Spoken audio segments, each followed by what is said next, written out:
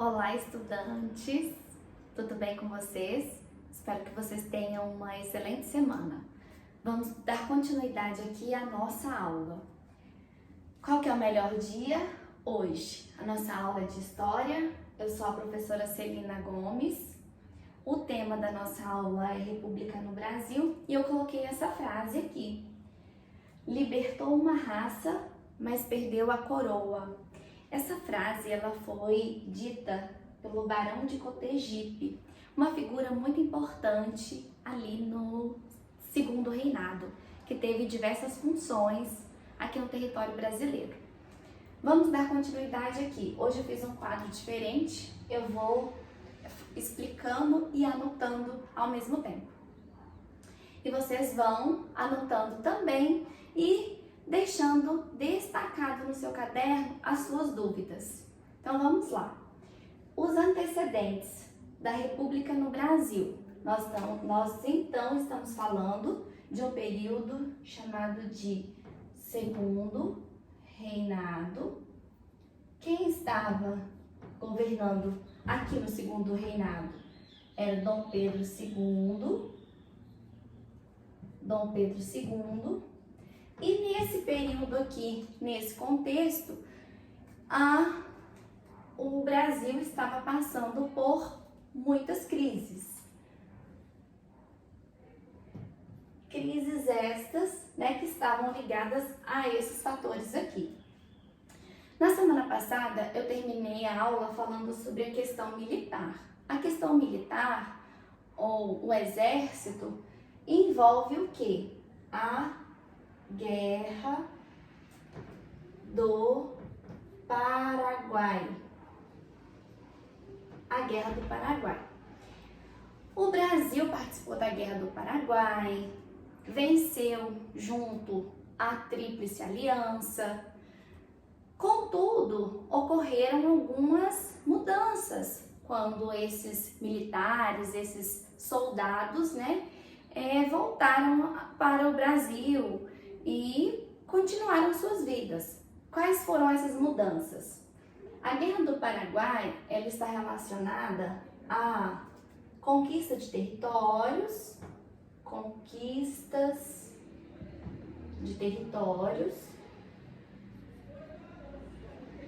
a questão da Bacia Platina,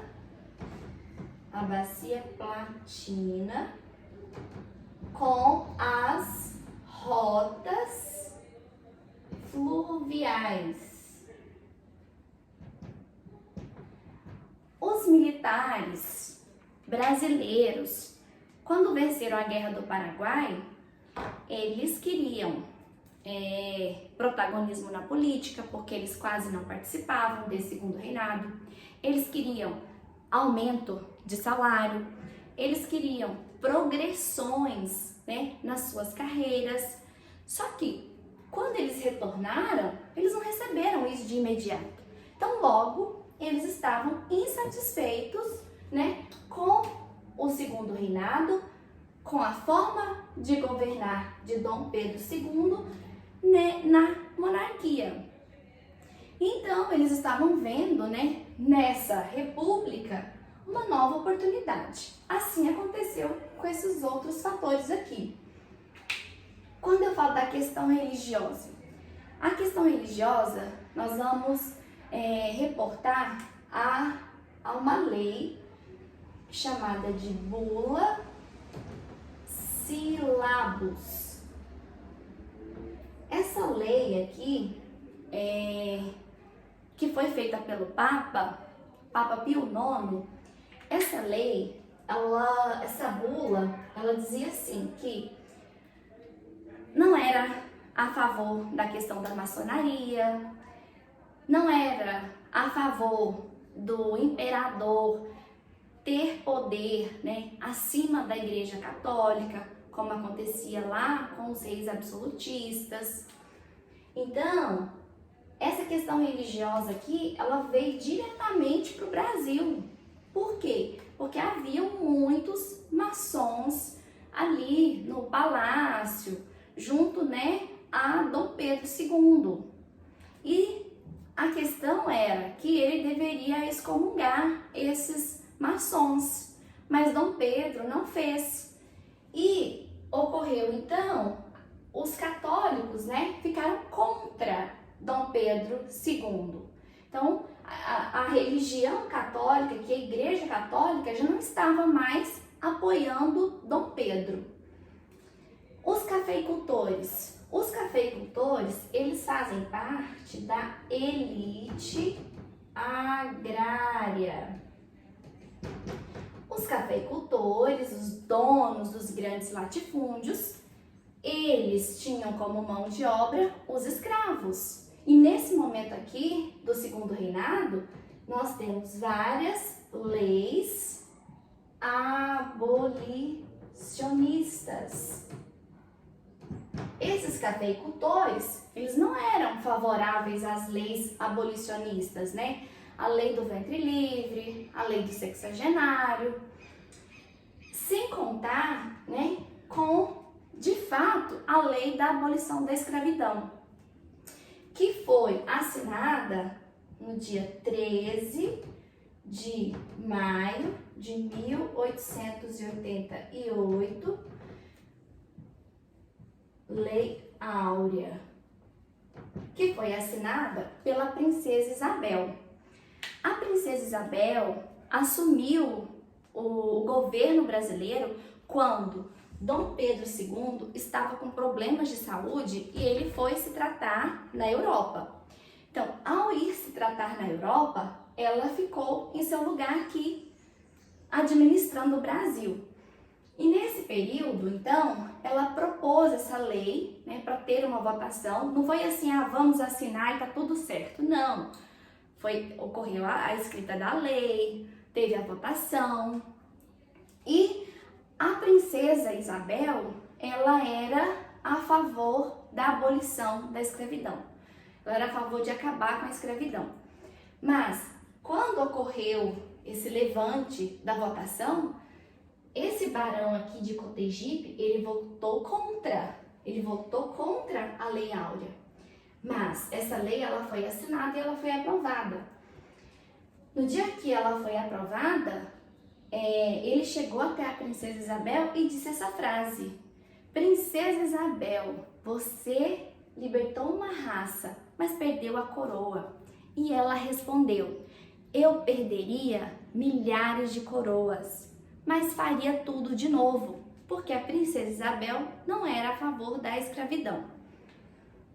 Então, todos esses grupos aqui estavam descontentes com a forma de governo monarquia. E eles viam na República uma nova oportunidade. Foi então que no dia 15 de novembro de 1889 ocorreu o golpe militar. Por que foi um golpe? Porque ocorreu uma ruptura.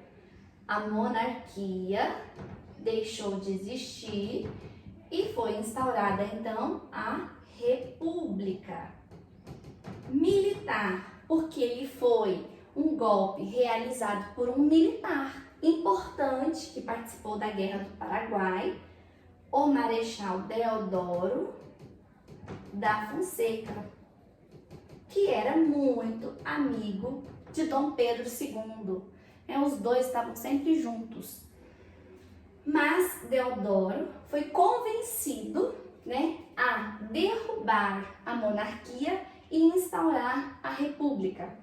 Então, nesse dia 15 de novembro, ele, liderando o seu exército, derrubou o ministério no Rio de